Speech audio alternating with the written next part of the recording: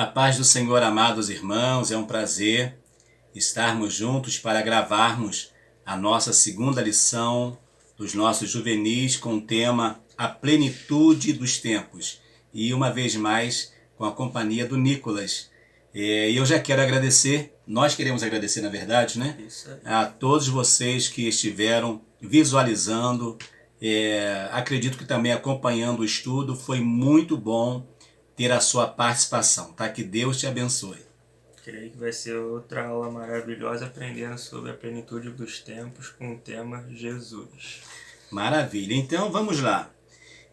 O tema então a plenitude dos tempos e nós vamos entender por que plenitude dos tempos. O que significa na verdade a plenitude dos tempos? A lição ela vai nos direcionar a nós entendermos melhor isso aí. Eu vou ler aqui o texto áureo que diz: mas vindo a plenitude dos tempos, Deus enviou seu Filho, nascido de mulher, nascido sobre a lei. Gálatas capítulo 4, versículo 4. Por que Paulo vai tratar desta questão?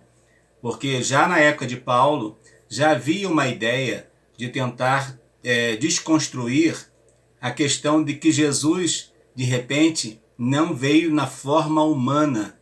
Sim, isso. Eles queriam tirar Jesus da sua forma humana. Porque por achar e por ensinarem que a forma humana ela é má. Então, como pode um Deus bom nascer uma forma humana má? Mas Paulo então vai dizer que vindo a plenitude dos tempos, ou seja, cada passo, tudo que a Bíblia vai falar sobre ele vai ter o seu fiel cumprimento. Deixa eu só ver se está certinho aqui para a gente poder continuar. A nossa leitura bíblica em classe, nós temos hoje 3 livros. Temos, na verdade, o livro do profeta Isaías, no capítulo 7, dos versos 14 e 15. Temos depois a epístola de Paulo aos Gálatas, no capítulo 4, do 1 ao 7. E depois o Evangelho de São Lucas, no seu capítulo 24, versículos 25 a 31. Hoje nós não leremos todos esses versículos, porque são vários versículos, nós não leremos todos eles. Leremos somente alguns versículos. Leremos os 2 versículos de Isaías, leremos 2 versículos de Gálatas e 2 versículos de Lucas. Nicolas então começará esta leitura. Portanto, o mesmo Senhor vos dará um sinal, eis que uma virgem conceberá e dará à luz um filho, e será seu nome Emanuel. Manteiga e mel comerá, até que ele saiba rejeitar o mal e escolher o bem. Digo, pois, que todo o tempo em que o herdeiro é menino, em nada difere do servo, ainda que seja senhor de tudo. Mas está debaixo de tutores e curadores, até o tempo determinado pelo Pai. Agora nós vamos ler 4 versículos, a partir do versículo 28 do Evangelho de São Lucas, capítulo 24. E chegaram à aldeia para onde iam, e ele fez com quem ia para mais longe. E eles o constrangeram, dizendo: fica conosco, porque já é tarde, e já declinou o dia. Entrou para ficar com eles. E aconteceu que, estando eles à mesa, tomando o pão, o abençoou e partiu e lhe deu. Abriram-se-lhe então os olhos e conheceram, e ele desapareceu-lhes. Ou seja, Jesus caminha com eles na estrada de Emaús, indo, conversando com eles, mas até então os seus sentimentos ou o seu entendimento estavam fechados, que não conseguiram reconhecer quem estava falando com eles. Mas quando eles chegam perto da casa, eles falam: fica com a gente aqui, passa a noite aqui. E Jesus faz de conta que não queria ficar com eles, tenta ir mais longe, mas eles conseguem fazer com que Jesus ficasse ali. Então coloca-se o pão. Era um costume, né? Um costume dar essa honra ao convidado. Imagine o convidado nobre, né? Mesmo sem saber, né? E quando Jesus pega o pão e dá graça pelo pão, os olhos dele se abrem e eles olham um para um, outro para o outro, e falam assim, olha como pode, né? Ninguém apresenta o pão como ele apresenta. Só que quando eles se deram conta, Ele sumiu. já não estava mais ali. Jesus já havia desaparecido.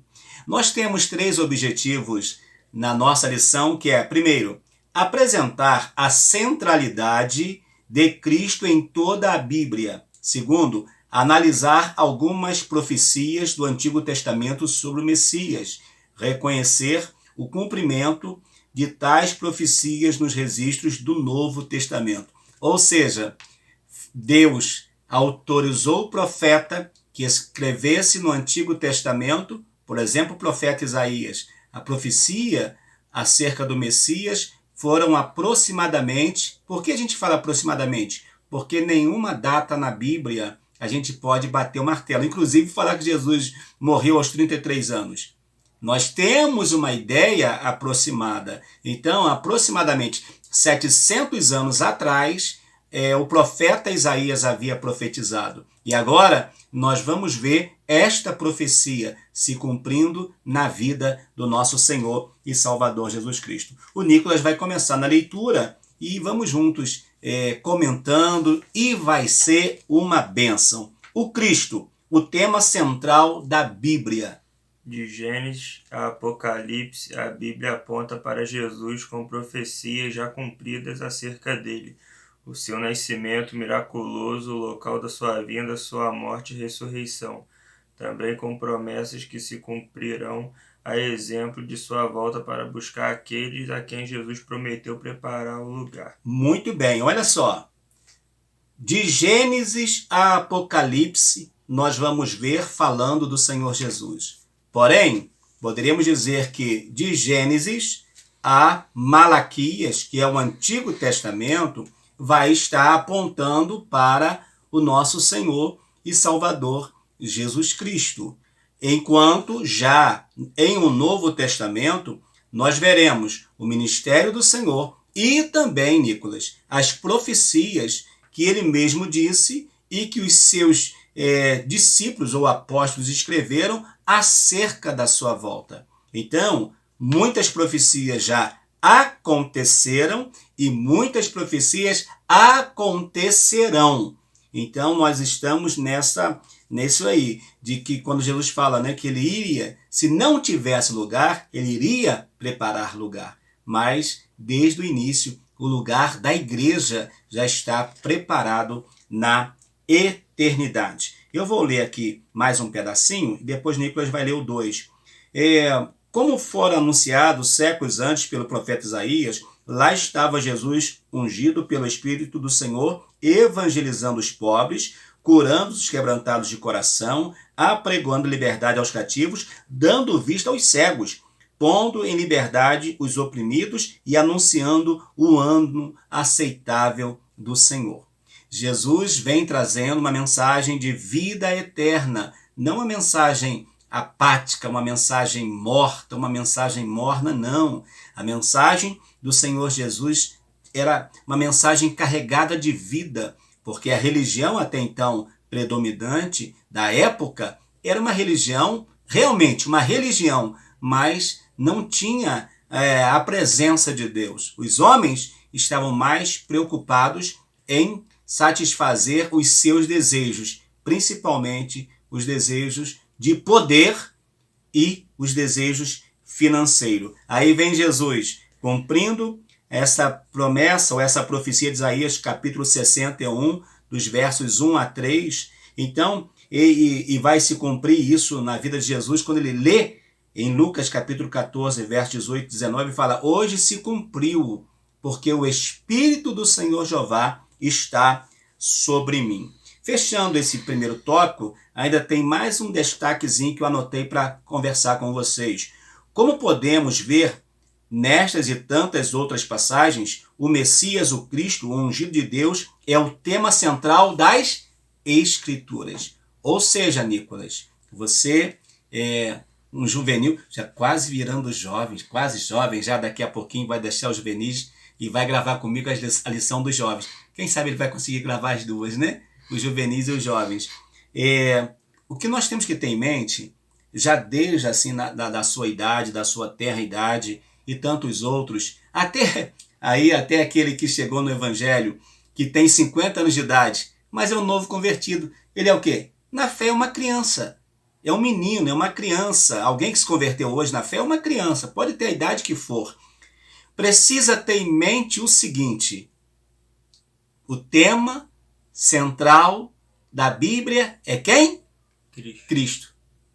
Cristo é o tema central da Bíblia. Não é o que eu acho, não é o que eu penso, não é os meus pensamentos, não. Não.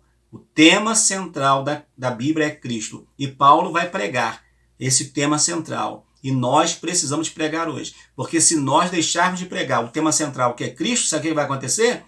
A nossa igreja pode até inchar, mas não vai crescer. Porque a igreja só cresce se ela aprender de fato quem é o Senhor Jesus. No segundo ponto, falaremos sobre profecias acerca do Messias.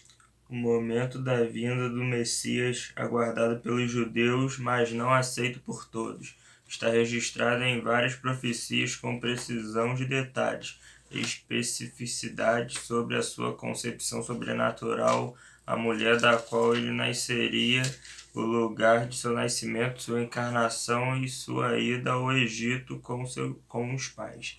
Por causa de perseguição, são profetizadas no Antigo Testamento e devidamente cumpridas no Novo Testamento. Deus, sabendo que muitas pessoas iriam levantar-se contra, inclusive, tem pessoas que estão tentando desconstruir a verdade bíblica, estão tentando desconstruir usando o seguinte tema: teologia reversa, ou seja, teologia contrária à teologia que nós estamos falando aqui hoje.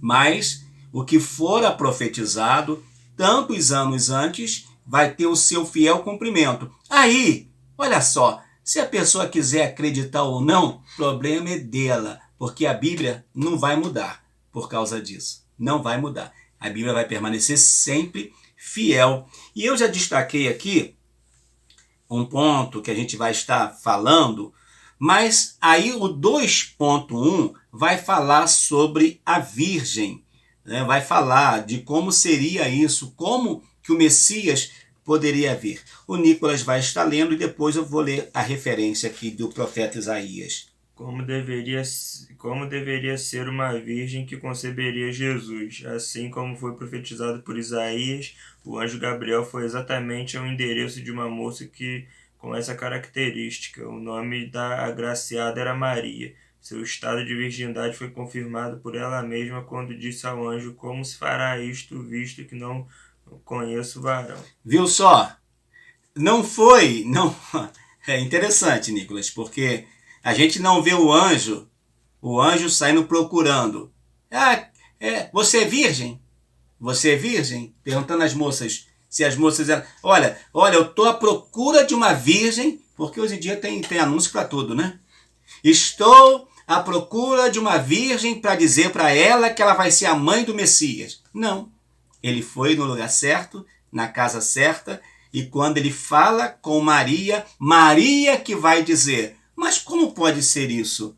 Que como que eu posso engravidar, ser mãe, se eu ainda não conheci varão? Ou seja, eu ainda não tive nenhum relacionamento sexual. Como que eu posso ser mãe?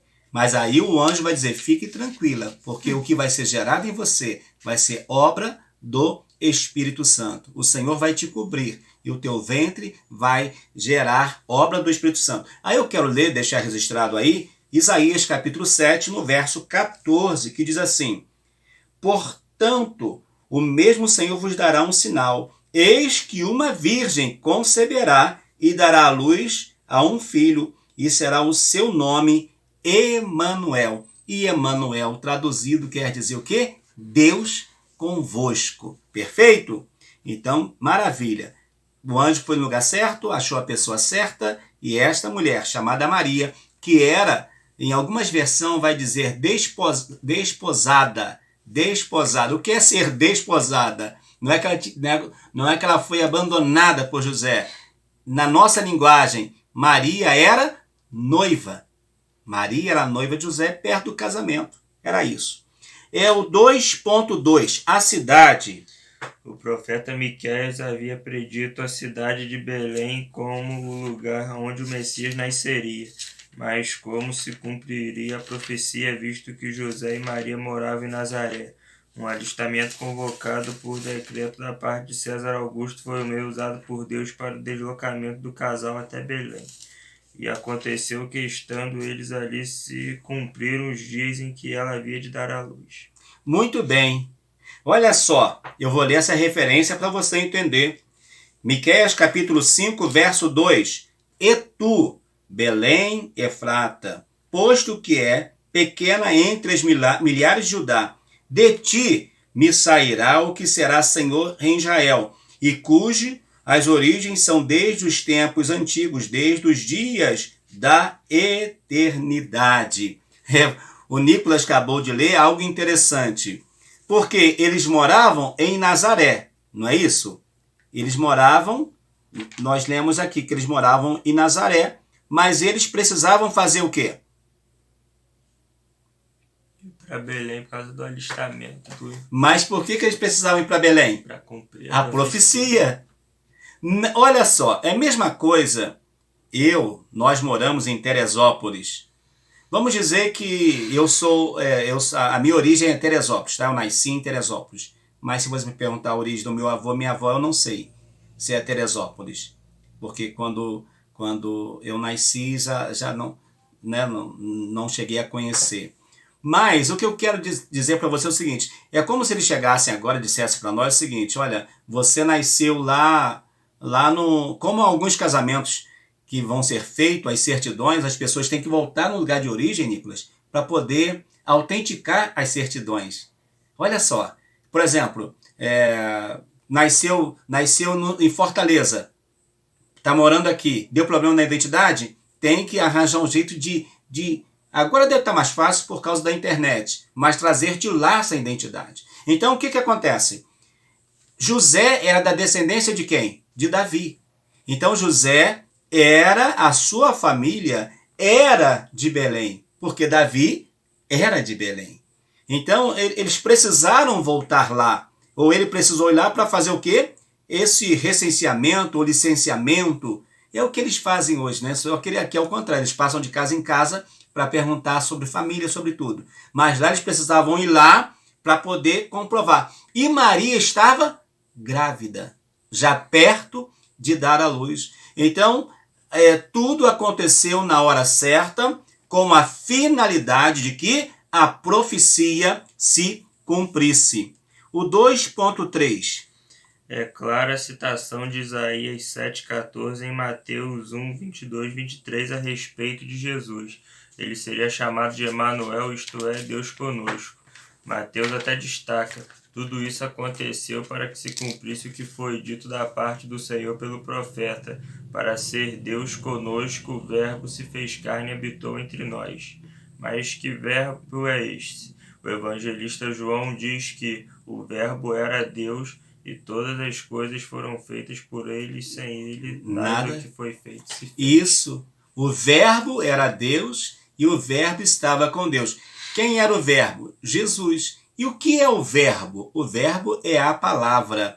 E dificilmente, apesar que você está estudando, vai que a sua mente seja melhor do que a minha. Vai que seja, vai que cola.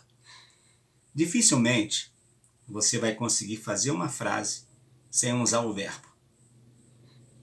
Toda frase que você fizer, se for frase, tá? Não é uma montoeira de palavra, não. Mas toda frase, para te dar um sentido, para ter um sentido, precisa ter um verbo. A gente não vai conseguir fazer uma frase se não colocar um verbo, porque não vai dar sentido. Não vai ter nenhum sentido. Quando você coloca um verbo, dá um sentido. Segura essa. Na minha e na tua vida. Só tem sentido, sabe por quê? Porque tem um verbo. E quem é o verbo? Jesus. Então a tua vida tem sentido porque tem Jesus. Se Jesus sair, vai perder o sentido. Então nós vemos aqui que João vai falar, né, sobre o verbo que habitou entre nós e vimos a sua glória, como a glória do unigênito do Pai, cheio de graça e de verdade. E de fato isso vai acontecer. Então Jesus é o verbo. E lá no Gênesis, mesmo sem vermos o nome Jesus, Jesus estava lá, porque o Pai criou tudo pela palavra. Pela palavra. E a palavra é o verbo. E é o verbo que dá sentido. Então Jesus estava dando sentido à criação do Pai. 2.4 Perseguição ao nascer. Profecias de Osés e Jeremias foram cumpridas quando ocorreu a implacável perseguição de Herodes em busca de matar o menino Jesus. O anjo do Senhor apareceu a José informando-lhe da intenção do rei sobre o que ele deveria fazer. A ordem foi: levanta-te e toma o menino e sua mãe e foge para o Egito. José obedeceu, sentindo-se enganado. Muito irritado, Herodes mandou matar todos os meninos que havia em Belém e em todos os seus contornos, de 2 anos para baixo. Cumprindo-se o que foi dito pelo profeta Jeremias, passada a matança e já morto o rei, e a família de Jesus voltou para a terra de Israel. Em cumprimento ao que profetizou Oséias, quando Israel era menino, eu o amei, e do Egito chamei a meu filho. Olha só, Nicolas, aqui tem a triste narrativa, de quando Herodes, ele sabe, né, pelos magos do Oriente, que vai lá e fala assim, olha rei, nós viemos adorar o rei. Mas que rei que vocês vieram adorar? É um rei que nasceu agora. O nome dele é Jesus. Jesus? Que Jesus?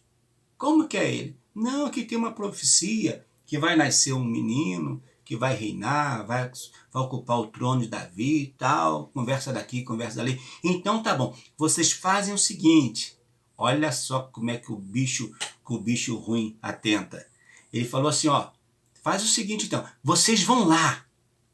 Se vocês descobrirem, me avisa. Qual era a intenção dele? Matar Jesus. Era a intenção dele matar Jesus. Aí, eles vão, encontram Jesus. Mas o anjo vai falar com eles, olha, agora vocês não vão pelo mesmo caminho. Porque se vocês forem, ele quer matar o menino.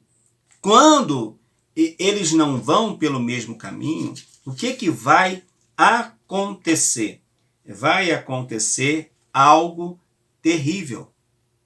Porque ele vai ficar irado e ele vai inquirir mais ou menos, vai fazer mais ou menos, deve ter, pelo que eles estão falando, o menino deve ter de 2 anos para baixo. Então vamos matar todos os meninos de 2 anos para baixo. Foi muitas crianças que morreram naquela época por causa desse homem e desse homem mau. Mas precisava cumprir a palavra que diz, Raquel chora a morte das suas crianças, dos seus filhos. E também a profecia, porque aí Deus falou, olha, José, pega o menino, pega Maria, pega o menino e vai para o Egito. Só que quando Herodes morre, Deus fala, agora você pode voltar para a tua casa, para a sua vida, porque aquele que buscava o menino já não existe mais.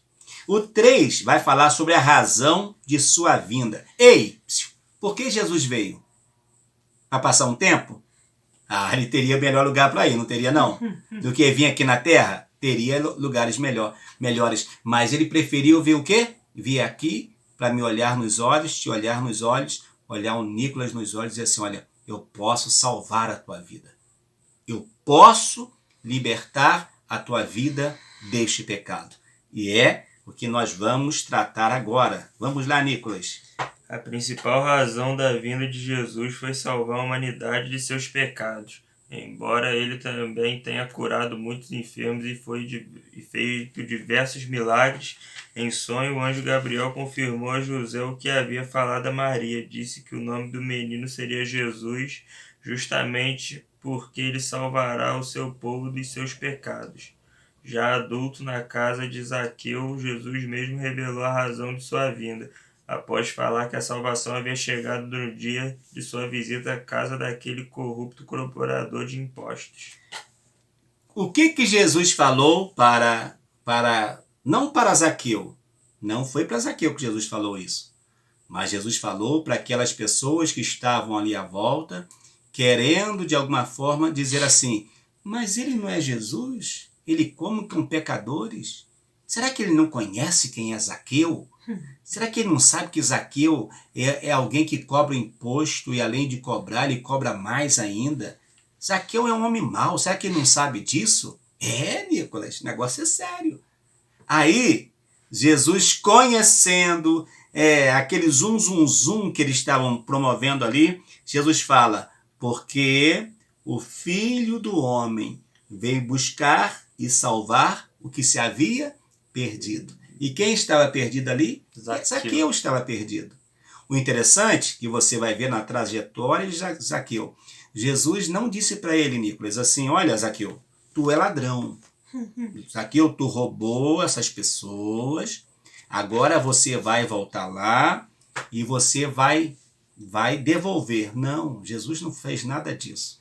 Mas Zaqueu vai dizer o seguinte: se eu tenho, ele usa até, a Bíblia vai dizer, né, na linguagem que a gente usa, defraudado, ou seja, tirado algo de alguém ou cometido fraude contra alguém, eu vou restituir 4 vezes mais. Se eu tenho, eu vou restituir 4 vezes mais. Não foi Jesus que mandou ele fazer isso. Até porque Jesus o havia perdoado. Jesus não mandou, mas ele sentiu esse desejo de fazer isso. Então Jesus vai falar, vai conversar com Zaqueu e através da conversa Zaqueu vai sofrer uma mudança maravilhosa na sua vida. Agora nós vamos tratar sobre o tema da lição, que é a plenitude dos tempos, ou aqui no caso a plenitude de Deus. Vamos lá. Certa vez, antes mesmo de curar um paralítico, Jesus disse que o perdoava pelos seus pecados. Aos olhos humanos, este poderia não ser a maior necessidade daquele homem. Entretanto, aos olhos do Deus Altíssimo, sim, porque o nosso corpo terreno é breve e passageiro, mas a alma que Jesus perdoara naquele momento era eterna, e sob perdão de Jesus passava a estar liberta de uma deficiência e dor muito maiores. Na ocasião, houve questionamento da parte dos escribas e dos fariseus de que só Deus podia perdoar os pecados.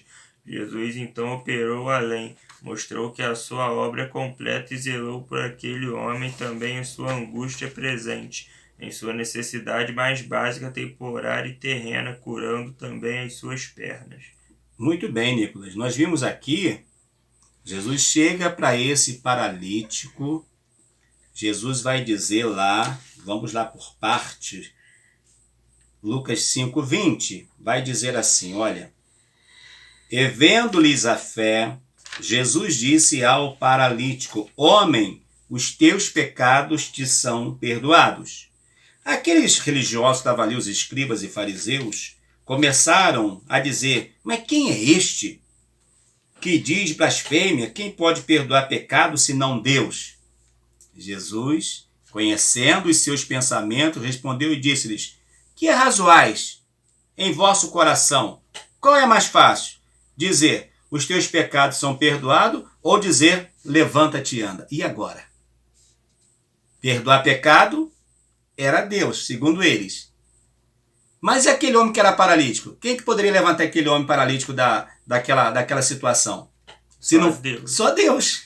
Então Jesus está dizendo assim, olha, tanto eu tenho pelo meu Pai. Não está escrito, mas nas entrelinhas. tanto eu tenho do meu Pai o poder de perdoar pecado, como eu tenho do meu Pai o poder de curar os enfermos. Aí eu digo para você então, rapaz, faz o seguinte, pega a tua cama e vai embora, e anda. E agora?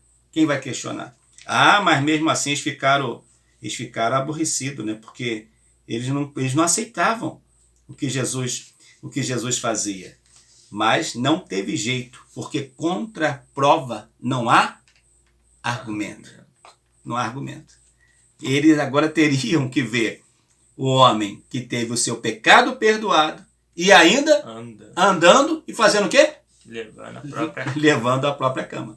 Aquela cama simbolizava talvez a sua vergonha, o seu estado de enfermidade, mas aquela cama também agora seria um testemunho do milagre que Jesus operou. Jesus veio no tempo determinado. Mas a missão principal de Jesus, Nicolas, não é curar o enfermo, não é dar vista cego e nem fazer como muitos crentes pensam, né, que ser cristão é acertar na loteria. Não, tem nada a ver. Pode ser rico, pode ter bens sem problema algum, mas ser crente não é para isso. O ser cristão é visando a vida eterna, é visando estar com o Senhor, estar com Todo-Poderoso, andando com Deus, vivendo com Deus. Isso sim, tá certo? Então nós vamos ver que quando Jesus vem com a feliz missão de salvar o homem dos seus pecados. Essa era a missão principal. Mas, já que a enfermidade está no meio do caminho, os enfermos então também são curados em o nome de Jesus. Concluindo, Nicolas. A obra do Senhor é completa em nós, contemplando uma vida abundante tanto aqui como para a eternidade. Entretanto, para usufruirmos de todas estas dádivas, carecemos de intimidade com Cristo, com o seu Espírito Santo agindo no processo de contínua santificação em nossas vidas. Apenas por meio do nosso relacionamento com Ele temos a possibilidade de sermos cheios de toda a plenitude de Deus. Viu? Estando com Ele, temos a possibilidade de sermos cheios da plenitude de Deus. E a plenitude de Deus chega até nós por meio do Espírito Santo. É Ele que traz essa plenitude. Foi Ele que, no tempo determinado, gerou Jesus no ventre de Maria. Tudo aconteceu porque chegou o tempo determinado. E a nossa próxima lição, não esqueça que nós estamos em uma viagem pelo Novo Testamento. E a nossa próxima parada nessa viagem vai ser na lição 3, quando vamos estar entendendo o Novo Testamento. Que Deus te abençoe. Se despede. Hoje foi rápido, né? Foi, só 30 minutos. 32 minutos. Poxa vida. Se despede para a gente poder ir embora. Foi muito boa a lição, espero que todos possamos aprender sobre Jesus, Espírito Santo e Deus Pai, e que estaremos aqui semana que vem para mais uma lição. Em nome de Jesus. Que Deus te abençoe. Foi muito bom estar contigo. Caso você ainda não se inscreveu no canal, se inscreva no canal. Mas uma coisa que você pode fazer, que você vai ajudar essa mensagem a chegar mais longe, é dar o seu like. O seu like, a sua curtida, é fundamental para que esse vídeo possa ser recomendado. E eu agradeço vocês, né? As dezenas de irmãos, de juvenis, de amigos do Nicolas que assistiram a videoaula da semana passada. Mas não deixe de assistir essa também. Vai ser bênção para a sua vida. A plenitude dos tempos tem tudo a ver com o nosso Senhor e Salvador Jesus Cristo. Até lá, na nossa próxima parada, em o nome de Jesus.